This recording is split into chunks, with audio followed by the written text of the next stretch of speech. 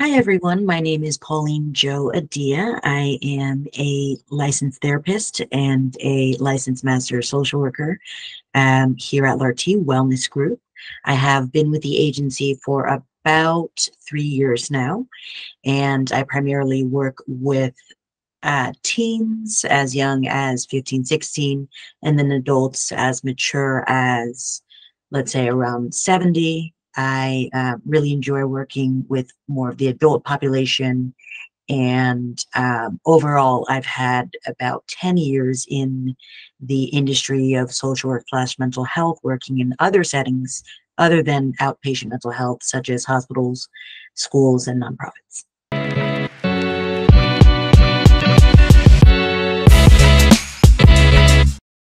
Okay, so let's dive right into the questions.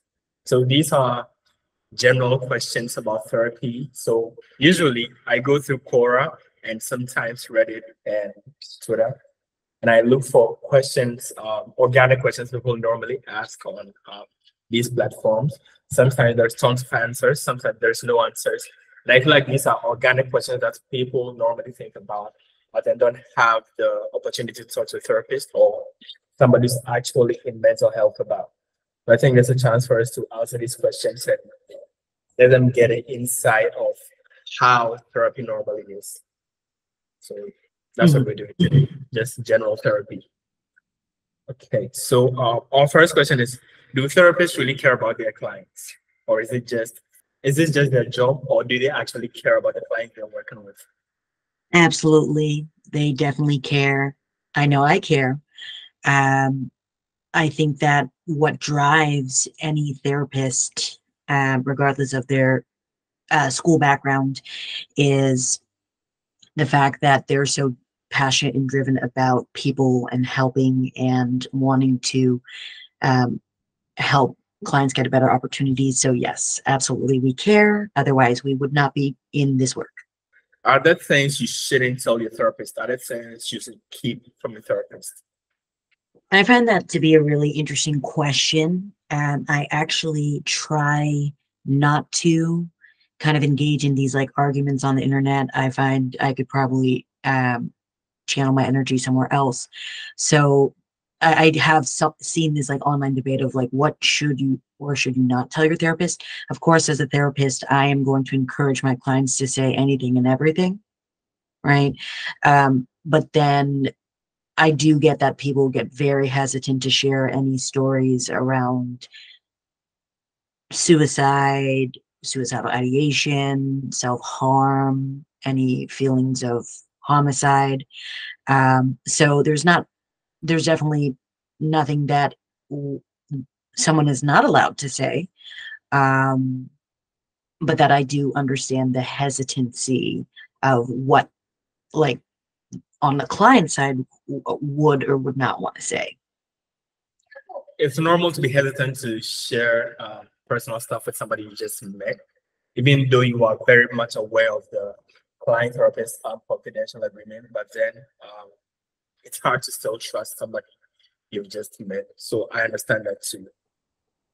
So our next question is, what do you look for in a therapist? So I'd want us to take it from a first therapy experience point of view.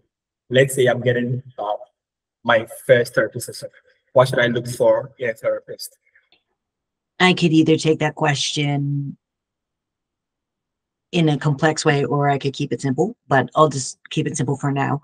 So, from a client's perspective, you would benefit from having someone that you like their personality, you feel like they're really listening to you, and that their responses are very genuine.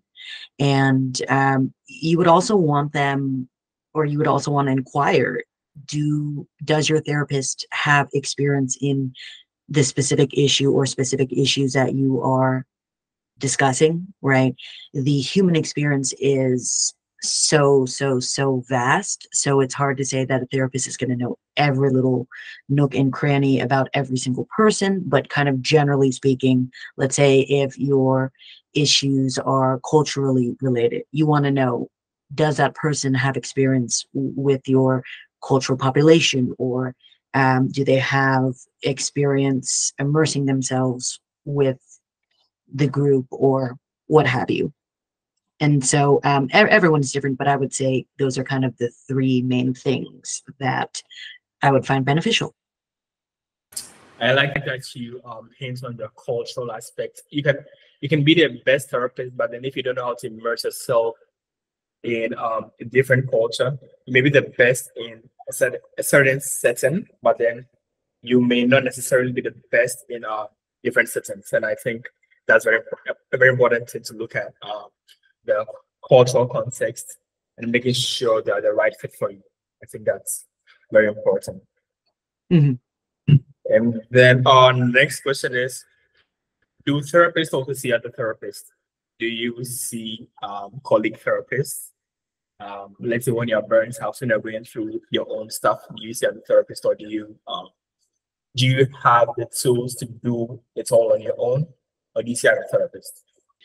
This is probably my favorite question of all of these great questions. So I think there's this kind of idea that therapists are perfect, or therapists have, you know, these lives and that like they're untouchable, right? But we're also human. So similar to what I was saying about us as therapists who really care about our clients, right? We are driven for a reason. And for most of us, at least from what it sounds like, we all have fallen in love with the services of mental health, or social justice as well, because we feel connected, right? So it's actually, there are studies that actually show that the majority of therapists have endured some type of mental health challenge or even trauma. So all that to say, yes, therapists see other therapists. There is nothing to be ashamed about as well. If you find out that your therapist sees the therapist, that doesn't make them incompetent. That actually is a therapist that you want to trust more, because you know that they are doing the work to take care of themselves. And so, you know, it's nothing to be scared about. It's not embarrassing. It's almost like saying a doctor needs a doctor sometimes. They can't perform surgery on themselves, or a lawyer, even if they know the system, they can't necessarily always represent themselves depending on the issue. A physical therapist can't necessarily massage themselves. So yes, therapists do see therapists, and it is very at least I really see that as a strength, if you're a therapist able to look within yourself. I certainly see that as a strength too. I mean, I'll trust somebody who is asking to do the work if I see them doing the work too. And I like the doctor analogy. I'd actually pay money to see a doctor trying to perform surgery on themselves. That would be something interesting to see. I think that would hurt as well, but yes, that definitely would be very bizarre. Of course. Okay, so our next question is, do therapists know when you lie to them? Do they know when you're not speaking the truth? That I found a really interesting question, because us as therapists are not here to kind of figure out like who's lying and who's not. I think it's more of us trying to really inquire, right? If we see maybe a contradiction, right? Like, oh, you said this, but then 3 minutes later you said that. Or, you know, you told me that this was a fact one session, but then this session is something different. But it's not about lying. You know, we're not, you know, the lying police, so to speak, right?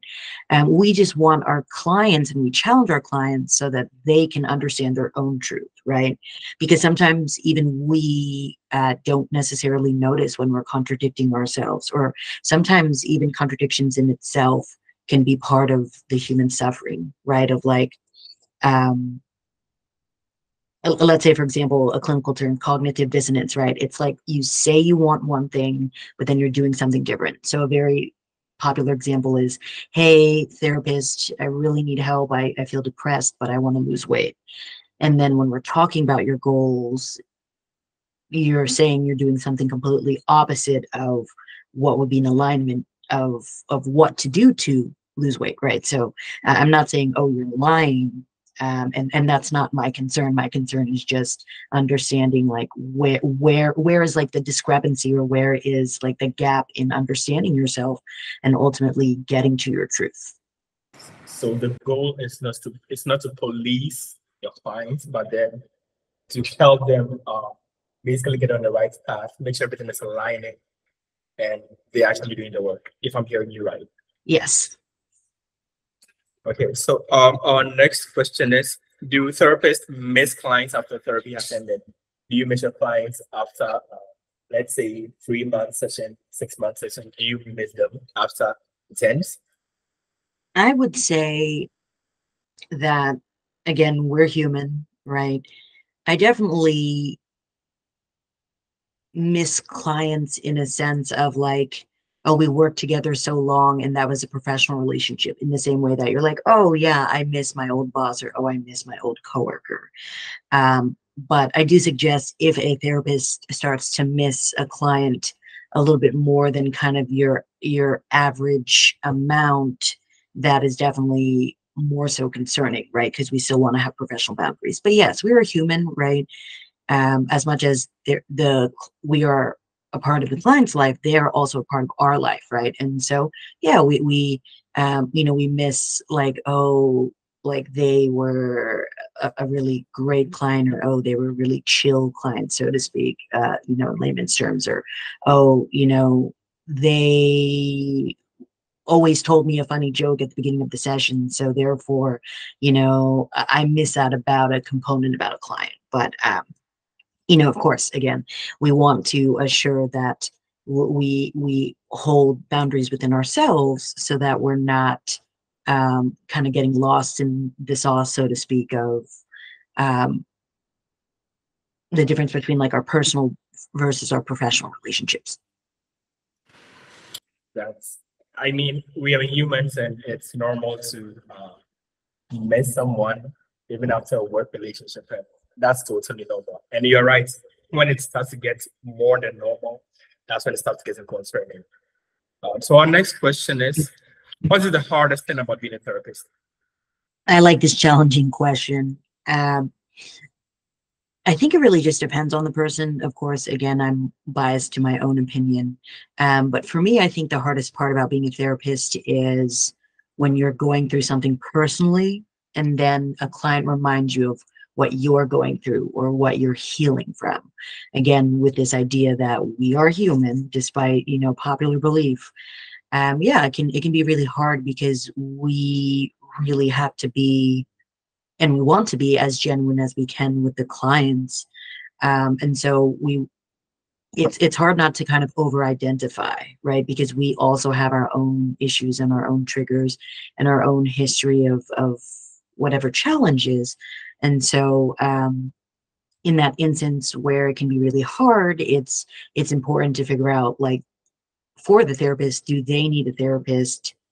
Can they get through what they're going through while being a quality therapist? Our next question is, actually, does a therapist benefit from the therapist-client relationship, and how so?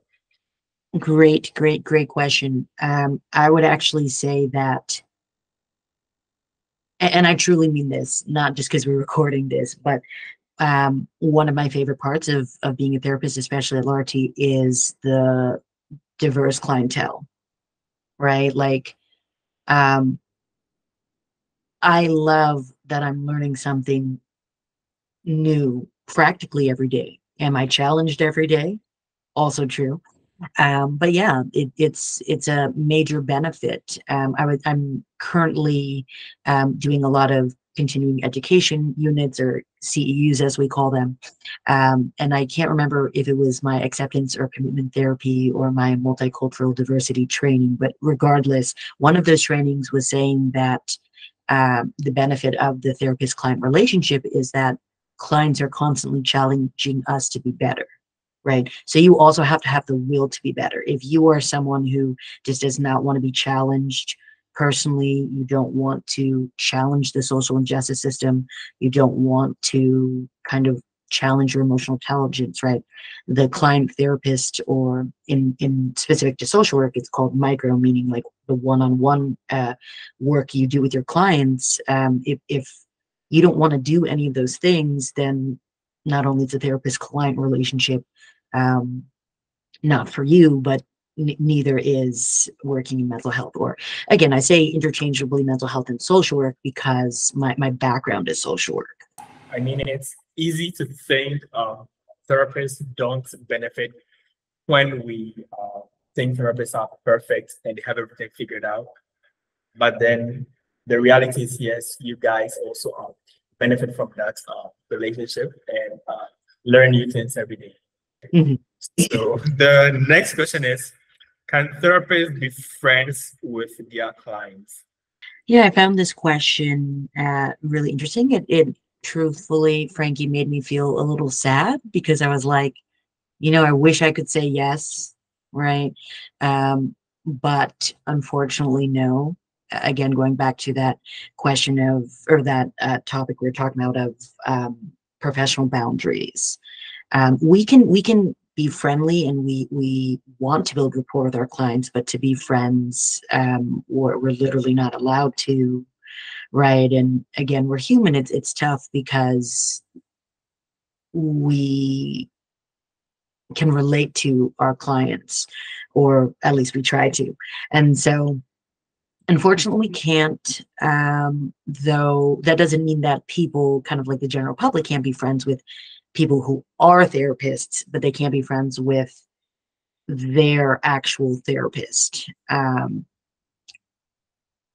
But again, it doesn't mean that you can't build rapport or that you can't have things in common. And so a lot of us therapists definitely encourage our clients of the importance of other human relationships, right? So while we're in this professional relationship, they can still, make friends, and we want them to make friends and keep up with whoever they want to keep up with. I think it's important to keep that professional relationship between you and the client. Once it transitions to friendship, that professional line gets blurred and it spirals out of control. So yeah, I totally understand.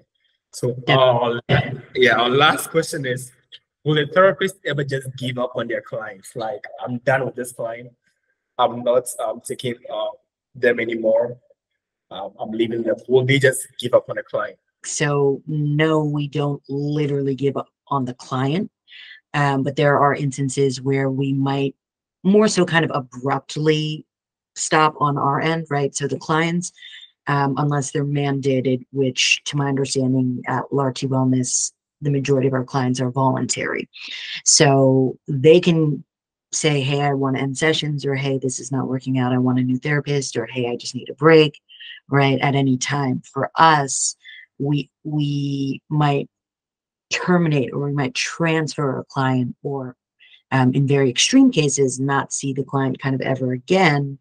In instance, so I'll kind of break it down. So we might transfer them if we don't feel that we have the same, if we don't have experience in what they're saying they need help in, right? So for example, while I have a working knowledge of the issues within the LGBTQIA community, right?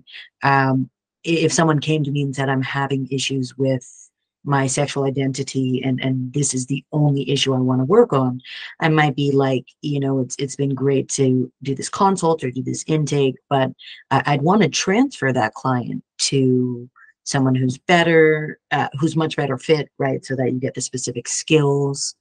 Another instance is, let's say we're terminating. It might be, again, not giving up, but it might be like they've met all their goals, and they feel that they're more independent, which is the goal, right? We don't want our clients to be relying on us forever. Again, even if we have these really awesome and wonderful relationships, we want our clients to move on and live life. But then third, in very extreme cases, let's say, again, if there's like a professional boundary that gets crossed, where, and it could be the either end, right?